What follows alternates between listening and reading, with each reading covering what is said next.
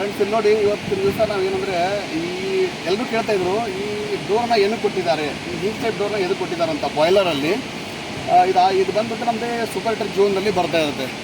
So ಇದನ್ನು ಎದಕ್ಕೆ ಕೊಟ್ಟಿದ್ದಾರೆ ಅಂತಂದರೆ, ಇದೊಂದು ಎಕ್ಸ್ಪ್ಲೋಷನ್ ಡೋರ್ ಥರ ವರ್ಕ್ ಆಗುತ್ತೆ. ಅಂದರೆ ಒಳಗಡೆ ಏನಾದರೂ ಪ್ರೆಷರ್ ಬಿಲ್ಡಪ್ ಆಗಿಬಿಟ್ಟು ಅದನ್ನು ರಿಲೀಸ್ ಮಾಡೋ ಒಂದು ಸಲುವಾಗಿ ಏನಪ್ಪ ಅಂತಂದರೆ ಈ ಡೋರ್ನ ಕೊಟ್ಟಿರ್ತಾರೆ. ಇದು ಬಂದುಬಿಟ್ಟು ಹೀಟ್ ಟೈಪ್ ಡೋರ್ ಇರುತ್ತೆ, ಯಾವುದೇ ನಟ್ ಬೋಲ್ಟಲ್ಲಿ ಇರೋದಿಲ್ಲ. ಸೊ ಇದು ನೋಡಿ ಆಪ್ರೇಟ್ ಮಾಡಿ ನೋಡ್ತಿದ್ದೀನಲ್ಲ, ಈ ಥರ ಈ ಥರ ಕೊಟ್ಟಿರ್ತಾರೆ ಇದನ್ನು. ಸೊ ಇದನ್ನು ನಾವು ಕ್ಯಾಲ್ಕುಲೇಟ್ ಮಾಡಬೇಕು ಅಂತಂದರೆ ಫಸ್ಟ್ ಇಲ್ಲಿ ನಮ್ಗೆ ಏನು ಬೇಕು ಅಂದರೆ ಈ ಪ್ಲೇಟ್ ಎಷ್ಟು ವೇಟ್ ಇದೆ ಅಂತಕ್ಕಂಥ ನಾವು ತೆಗಿಬೇಕು. ಸೊ ಇಲ್ಲಿ ನಾವು ನೋಡಿದ್ದೀವಿ ಆಲ್ರೆಡಿ ವೇಟನ್ನು ನಾವು ಕ್ಯಾಲ್ಕುಲೇಟ್ ಮಾಡಿದ್ದೀವಿ. ಅದು ಬಂದುಬಿಟ್ಟು ಏನಂದರೆ 23 kg ಅಂತ ನಮಗೆ ಸಿಕ್ಕಿದೆ. ಸೊ ಪ್ರೆಷರ್ ಅಲ್ಲಿ ಇರ್ತಕ್ಕಂಥ ಒಳಗಡೆ ಪ್ರೆಷರ್ ಎಷ್ಟು ಬಂದರೆ ಈ ಒಂದು 23 kg ಇರ್ತಕ್ಕಂಥ ಒಂದು ಡೋರ್ ಯಾವ ರೀತಿ ಓಪನ್ ಆಗುತ್ತೆ ಅಂತಕ್ಕಂಥ ಇಲ್ಲಿ ನೋಡ್ತಾ ಇದ್ದೀವಿ. ನಮಗೆ ಫಾರ್ಮುಲಾ ಬಂದುಬಿಟ್ಟು ಪ್ರೆಷರ್ದು ಫೋರ್ಸ್ ಬೈ ಏರಿಯಾ ಅಂತ ಗೊತ್ತು ನಮಗೆ. ಸೊ ಫೋರ್ಸ್ ಅಂದರೆ ಏನಾಗುತ್ತೆ, ಮಾಸ್ ಅಂತ ನಮಗೆ ಅರ್ಥ ಆಗುತ್ತೆ. ಎಷ್ಟು kg ವೇಟು ನಾವು ಇದ್ರ ಮೇಲೆ ಹಾಕಿದ್ದೀವಿ ಅಂತ. ಇಲ್ಲಿ ಬಂದುಬಿಟ್ಟು 23 kg. ಸೊ ನಾವು ಏರಿಯಾ ಬಂದುಬಿಟ್ಟು ಏರಿಯಾ ಅಂತಂದ್ರೆ ಏನಾಗುತ್ತೆ, ಈ ಪ್ಲೇಟ್ ಏರಿಯಾ ನಾವು ತೆಗೆದಿದ್ದೀವಿ ಆಲ್ರೆಡಿ.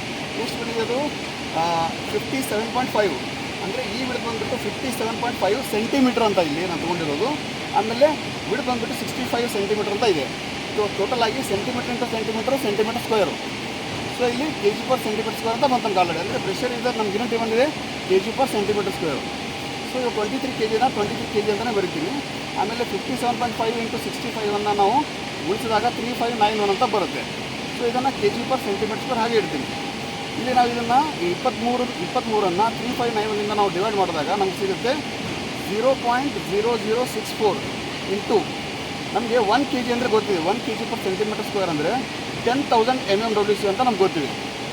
ಸೊ ಇದನ್ನು ನಾವು ಇದರಿಂದ ಗುಣಿಸಿದಾಗ ನಮಗೇನು ಸಿಗುತ್ತೆ, ಒಳಗಡೆ ಇಂಟರ್ನಲ್ ಪ್ರೆಷರ್ ಎಷ್ಟು ಇರಬಹುದು ಅಂದರೆ ನಮ್ಮದೇ ಫ್ಲೂ ಗ್ಯಾಸ್ ಪ್ರೆಷರ್ ನಮ್ಗೆ ಎಷ್ಟು ಬಂದಾಗ ಈ ಒಂದು ಡೋರ್ ಓಪನ್ ಆಗುತ್ತೆ ಅಂತಂದರೆ 64 mmWc. ಈ ಇಂಟರ್ನಲ್ಲಿ ಅದು ನಮ್ಗೆ ಏನಾದರೂ ಈ 64 mmWc ಡೆವಲಪ್ ಆದಾಗ ಮಾತ್ರ ಈ ಡೋರು ಓಪನ್ ಆಗುತ್ತೆ ಅಂತಕ್ಕಂಥ ನಾವು ಇಲ್ಲಿ ತಿಳ್ಕೊಳ್ತಾ ಇದ್ದೀವಿ.